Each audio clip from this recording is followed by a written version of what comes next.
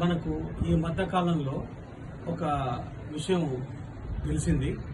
అదేంటంటే కంచె ఐలయ్య అనే వ్యక్తి ఒక 4-5 వేసుకొని నడు రోడ్డు మీద నిలబడి, వయసులారా నాకు అన్నం పెట్టండి, వయసులారా నాకు అన్నం పెట్టండి, పీజీ వెంకటేష్ నాకు అన్నం పెట్టు, అమిత్ షా నాకు అన్నం పెట్టు సో అనే కారు కూతలు కూస్తున్న సంగతి మనకంతా తెలిసిందే.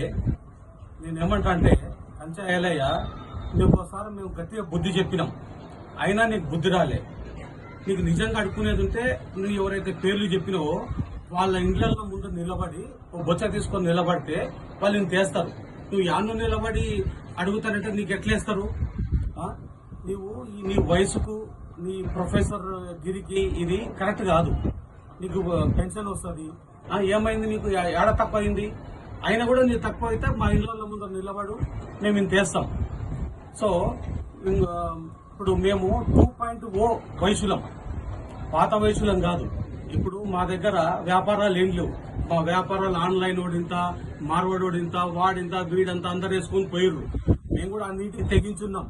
మేము తలుచుకుంటారంటే మేము 10,000 మందితోటి తెల్లారకల్లా నీ ఇంటిని చుట్టుముడతాం. మేము కొంచెం జాగ్రత్తగా మాట్లాడు, ఒళ్ళు దగ్గర పెట్టుకొని ఉండు.